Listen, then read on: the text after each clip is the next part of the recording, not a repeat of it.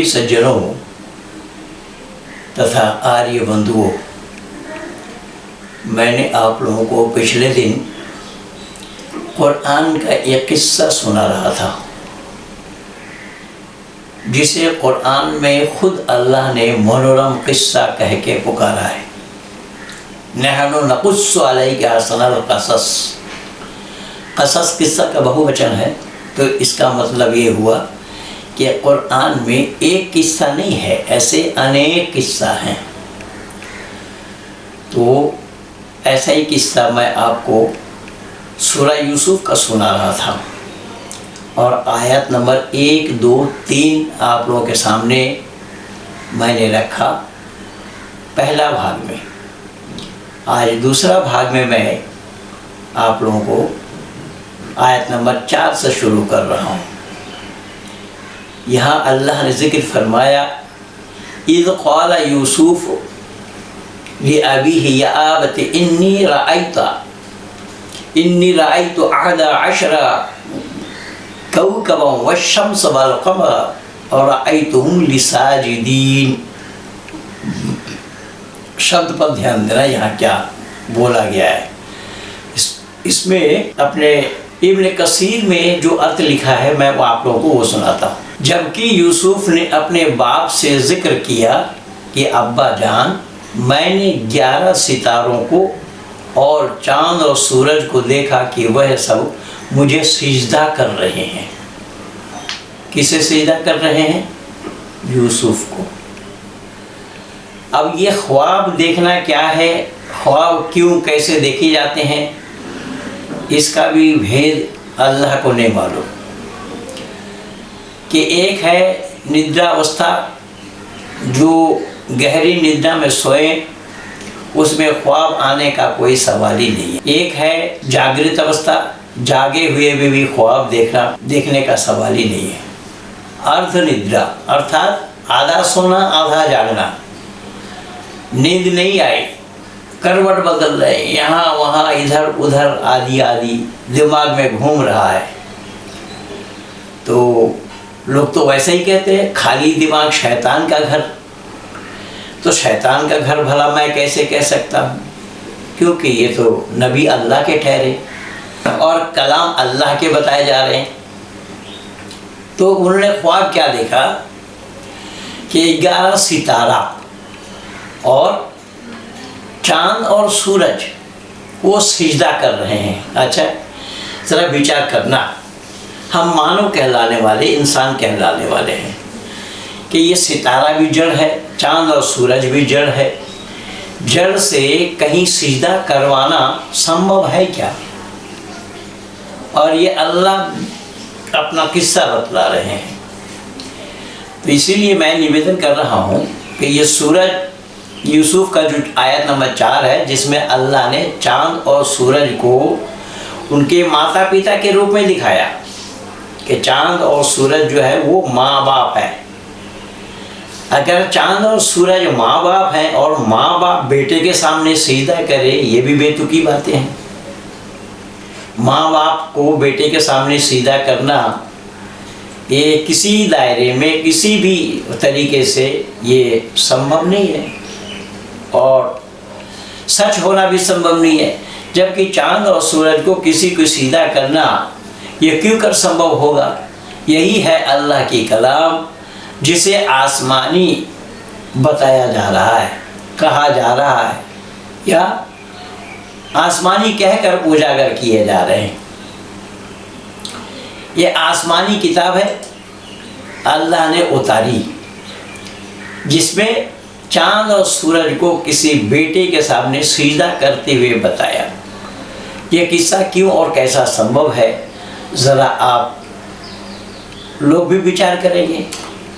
इसके तफसीर इब्न कसीर में इसका जो संदर्भ दिया है कि ये शान नुज़ूल क्या है, क्यों उतरी ये आयत, अल्लाह को क्यों उतारना पड़ा, तो इसमें बताया है कि ये बेहतरीन किस्सा हज़रत यूसुफ अलैहिस्सलाम, इसका हेडिंग है बेहतरीन किस्सा हज़रत यूसुफ अलैहिस्सलाम, कि हज़रत यूसुफ अलैहिस्सलाम के वालिद हज़रत याकूब बिन इसहाक बिन हज़रत इब्राहीम अलैहिस्सलाम।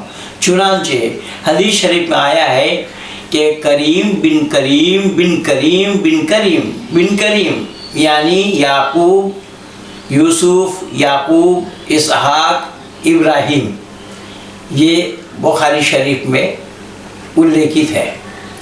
रसूल अल्लाह से सवाल हुआ कि सब लोगों में ज़्यादा बुजुर्ग कौन है, तो आपने फरमाया कि जिसके दिल सबसे ज़्यादा अल्लाह के खौफ में हो। उन्होंने कहा कि नहीं, हमारा मकसद ऐसा नहीं था। आम जवाब नहीं है। फिर जब लोगों ने ज़्यादा बुज़ुर्ग हज़रत यूसुफ़ अलैहिस्सलाम को, खुद नबी थे, जिनके वालिद नबी थे, जिनके दादा नबी थे, जिनके परदादा भी नबी थे, और अल्लाह के खलील भी थे, यानी खलील माने दोस्त। उन्होंने कहा कि हम ये भी नहीं कह रहे, पूछ रहे हैं। आपने कहा कि फिर क्या, तुम अरब के कबीले की निस्बत सवाल कर रहे हो क्या? उन्होंने कहा हाँ। आपने फरमाया, यानी हुजूर सल्लल्लाहु अलैहि वसल्लम ने, हज़रत मोहम्मद साहब ने, अब यूसुफ के काल में मोहम्मद साहब कहाँ थे पता नहीं, ये अल्लाह से ही पूछना पड़ेगा। आपने कहा कि सुनो, जाहिलियत के कौम में उस ज़माने में आम शरीफ लोग थे, और इस्लाम लाने के बाद, यानी ध्यान से सुनना मेरी बातों को, जो लोग ये कहते हैं कि आदम से लेकर के ये सब इस्लाम वाले थे, ये झूठ है, वरना इसको झूठ लाना पड़ेगा। इन दोनों में से फैसला करें कि सच कौन सा है, झूठ कौन सा है। इस्लाम लाने के बाद भी वैसे ही शरीफ थे। अब कि उन्होंने दिनों समझ हासिल नहीं कर ली, ये बुखारी शरीफ में उल्लिखित है।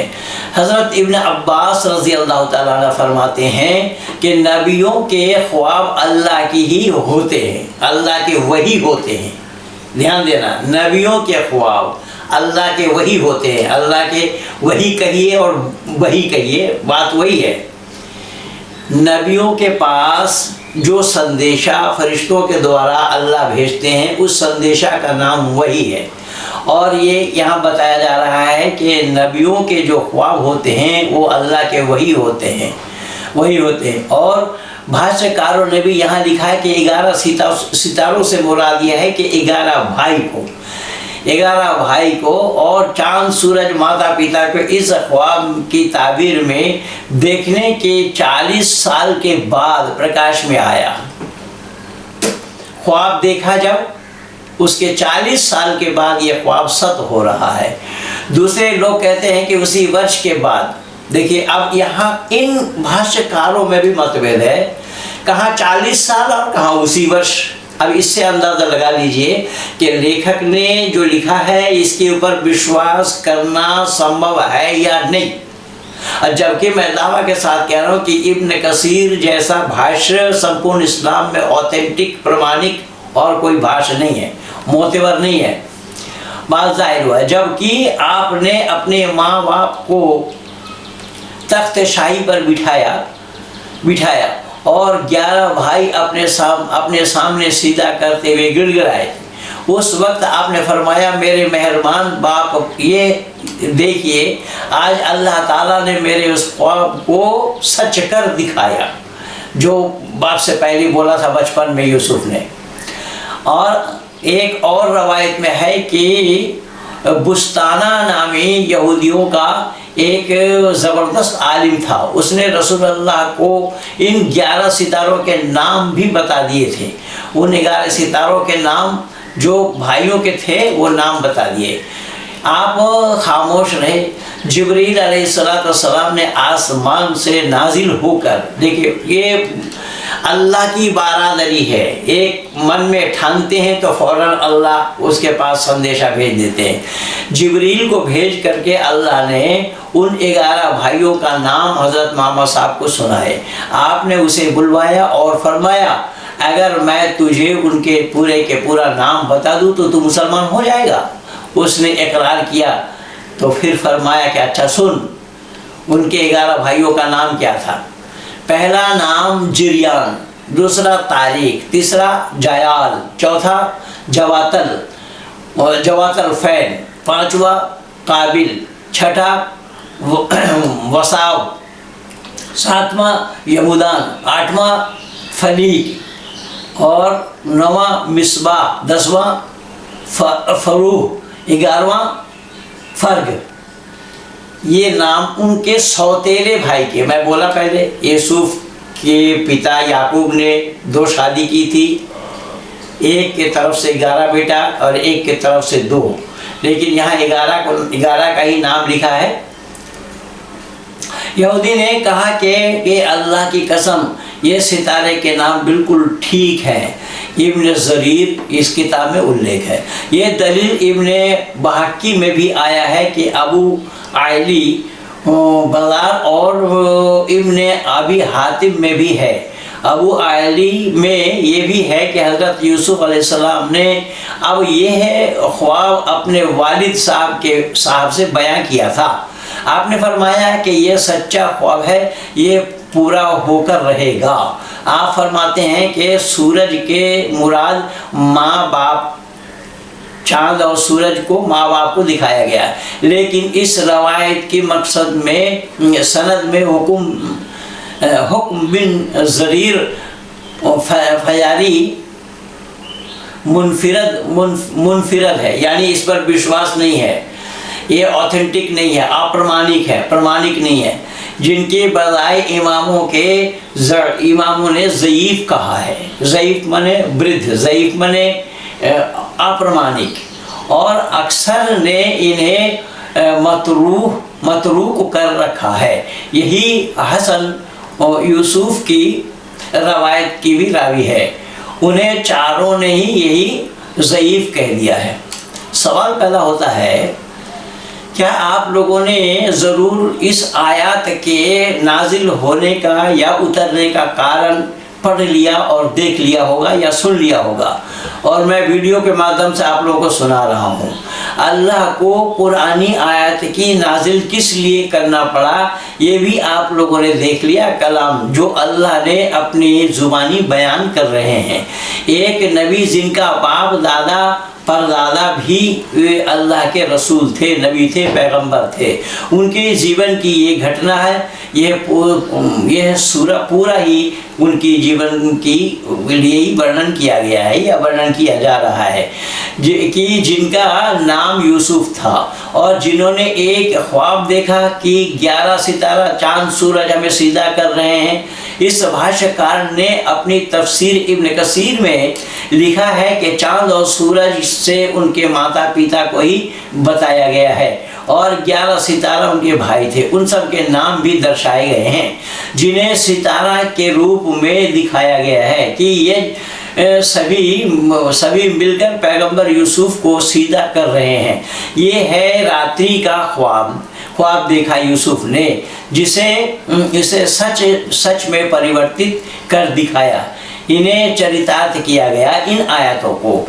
सवाल ये पैदा होता है कि इस्लाम के मुताबिक एक अल्लाह को छोड़ किसी और को सीधा करना हराम है, तो फिर यहाँ अल्लाह को छोड़कर किसी एक नबी को सीधा करना, वो भी माँ बाप से सीधा करवाना, ये अल्लाह खुद करवा रहे हैं। ये क्यों और कैसा सच होना संभव होगा? तो क्या ये बातें अल्लाह की पैगंबर हज़रत यूसुफ को मालूम नहीं था? सबसे बड़ी बात तो यह है कि आपने ये माँ बाप को भी यहाँ चांद और सूरज दिखाकर, चांद और सूरज का दर्जा दिलाकर, यह बहुत अच्छी बात की। माँ बाप को अगर चांद और सूरज दिखाया कोई बात नहीं है, ये तो अच्छी बात है, पर उन्हें बेटे के सामने सीधा करवा देना ये कौन सी मर्यादा की बात है? जिस अल्लाह ने ये उपदेश दिया है कि मेरे सिवा किसी और को सीधा मत करना, वो हराम है, वही अल्लाह अपने कलाम में ये फरमा रहे हैं कि यूसुफ के माँ बाप और उनके 11 भाई यूसुफ के सामने सीधा किया है। ये क्या है? अल्लाह का विधान भाइयों के लिए मान लेते हैं कि उन्होंने यूसुफ को सीधा किया या सीधा करते देखा कि जिन्होंने सितारे के शक्ल में ये बता दिया। ये तो कुरानी किस्सा है किस्सा के सच होना संभव, किस्सा का सच होना क्यों और कैसा संभव होगा? जिस कुरान को लोग ईश्वरीय ज्ञान मानते हैं या कलामुल्लाह मानते हैं, कहते हैं कि चांद और सूरज एक व्यक्ति के सामने सीधा करे, ये बात गले के नीचे उतरने वाली है क्या? क्या चांद और सूरज जड़ है या चेतन है? चांद और सूरज चल करके किसी को आकर के सीधा करे, ये क्यों कैसे संभव होगा? ये स्वप्न देखा, तो स्वप्न कभी सच होता है क्या? क्या और किसी चीज़ की उपमा दिया जाना संभव नहीं था? यानी ये चांद सूरज सितारों को छोड़कर और किसी चीज़ की उपमा दिया जाना संभव नहीं था, पर शायद अल्लाह ने मुनासिब न समझा। माँ बाप को तो बेटे के सामने घुटना टिकवा दिया अल्लाह ने। वाह रे अल्लाह और तेरी कलाम, दुनिया के मुसलमान कहलाने वाले इसे पत्थर की लकीर मानते हैं, इसी किस्सा को सच मानते हैं और उसके पीछे औरों को मारने काटने को आतुर हैं। संपूर्ण दुनिया में इसी कुरान के पीछे और इसी कलामुल्लाह के पीछे आज मानव का शत्रु और दुश्मन बने हुए हैं। मानवता को भी ताक पर उठाकर रख दिया है, मानव समाज में अस्थिरता पैदा किया है। वही है अल्लाह का दिया ज्ञान, अपने कलाम अल्लाह ने कहा जिसे, और ये कारण मानव समाज को भी मानवता से भी अलग कर दिया है। जो आज मानव कहलाने वाले या मानव बन करके ही एक दूसरे को काटने के लिए दौड़ रहे हैं। चले पूरे किस्सा को हम आहिस्ता आहिस्ता देखते जाएंगे कि पूरे किस्सा में क्या क्या बातें हैं, क्या क्या हुआ है, यूसुफ के जीवन की घटनाएं कहाँ क्या क्या हुआ है। ये तो अभी शुरू किया है। उसने ख्वाब देखा था, अपने बाप को बोला, तो बाप ने कहा कि ये ख्वाब बिल्कुल सच ही होना है। और ये सच होना है कि ये चांद सूरज 11 सितारा तुम्हें सिजदा करेंगे। ये है कलामुल्लाह, ये है अल्लाह की कलाम, ये है अल्लाह की किस्सा की किताब। और इस किस्से से दुनिया वालों को अल्लाह क्या देना चाहते हैं, क्या बताना चाहते हैं, दुनिया वालों को इस पर विचार करना है।